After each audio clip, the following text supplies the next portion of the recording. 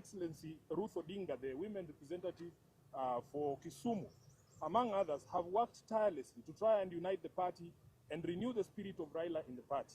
But it seems the rest of the leadership, answering to instructions from elsewhere, has been unable to embrace dialogue. I want to assure our members across the country that this is not about positions. It is about principle. It is about protecting the integrity of our party. It is about ensuring that ODM remains a democratic institution governed by rules and not by impulses. And whatever actions I take from here, obviously, after wide consultations, I will do so with my head held high, knowing full well that I have never once let down my leader, the Right Honorable Raila Odinga, or the members of this party who are its backbone. As I said in Busia, Raila did not raise cowards. He did not teach us to run away from hardship or challenges, but to confront them head on. Our party constitution places a responsibility on us to fight for ODM, and fight we shall. Through all lawful means, we shall fight for this great institution until the very end. We will challenge every illegality in the courts of law and in the court of public opinion. Surrender is not an option for us. I urge our members to remain calm, steadfast, and committed to the ideals that brought us together. ODM is bigger than any individual, and it must remain anchored in justice, transparency, and respect for its own constitution. Even as we confront the spectacle of stagnation against progress and liberal versus conservative clashes in our politics, we shouldn't fall for the allure of easy largesse and cheap promises made to the electorate for the sole purpose of perpetuating the age-old slavery visited on citizens of this nation by a regime lacking in legitimacy. I remain a loyal member and the duly elected Secretary General of the ODM party. I remain committed to the struggle for a fair, just and democratic Kenya. As I navigate this period, I ask for your prayers and goodwill, but most importantly, for all of you to remain vigilant in guarding the freedoms that Raila Odinga taught us never to compromise over.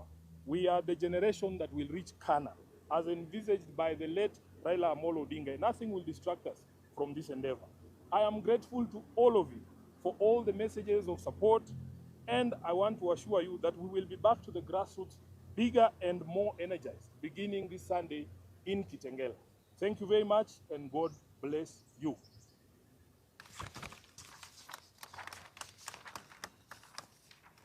So we will allow the Deputy Party Leader to say a few things. The Honorable Governor James Orengo will say a few things, and the Honorable Winnie Odinga will say a few things. Then we will take questions. Thank you. I think a few days back, I raised an alarm that ODM party is now being remote controlled from State House. And I also raised an alarm that there is an attempt to do a hostile takeover of ODM party. Now, this was not baseless. I want to inform you that last Friday, I received a call from chairperson of ODM, Madam Gladys Wanga. And Gladys Wanga gave the call to party leader, Oburu Odinga. And Honorable Oburu requested a meeting with me, which we set for Monday. And on that Monday, I requested that that meeting I attend with the Secretary General, because it is important that the top leadership of the party discuss. And Honorable Buru came to that meeting with Junet Mohammed. The meeting was held at Honorable Bosire's house. And also we had our trustee, Amos Wako. And in that meeting, we raised a number of issues. One, which we agreed that the meeting of NEC that had been scheduled for Mombasa be delayed, be postponed until we get consensus in the party. We also agreed a team of trustees led by our elders, Honorable Amos Wako, Honorable Anyang, Honorable James Orengo, Honorable Bosire, and others, continue with the mediation process in the party. I am surprised that Honorable Buru told us that he needed to consult further. That consultation, he did not consult it with other key stakeholders in the party, but they proceeded that night to State House to consult William Ruto. And that's why two of us did not attend the next meeting in Mombasa, because we were waiting for feedback from Honorable Buru as to whether the next meeting in Mombasa is happening or not.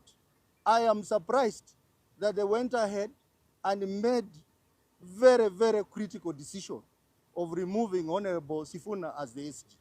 I want to call upon the membership of this party to stand firm and resist the efforts by President William Ruto to hostilely take over this party. We will not allow him. We will not allow him to have his way. And I know that many, many other leaders are going to join this cause. So we want to ask our members, especially in our stronghold, to remain calm, that Sifuna is going nowhere. And I had said that if Sifuna goes, I will also go. I want to say that these members have agreed that we will fight the war, and we still recognize Sifuna as our legitimate Secretary General, as you will discover shortly. We want to say that there is a pair in this party which is an axis of evil. They know themselves, I'm not going to mention their name, who are working day and night to assist William Ruto to wreck this party. We will not allow you.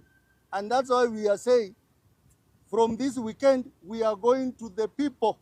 We are going to our supporters, starting with Kitengela on Sunday, and on 21st, we are going to Vihiga, Kakamega, and Bungoma. So our people stay firm. We are not about to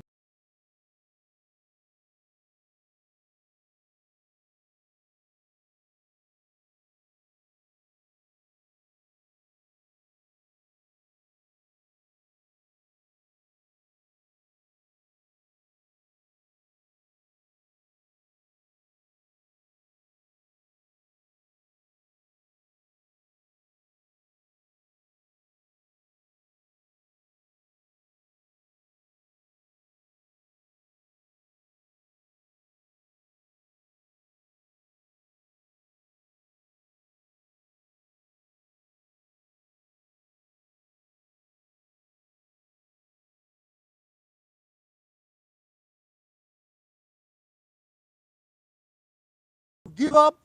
We will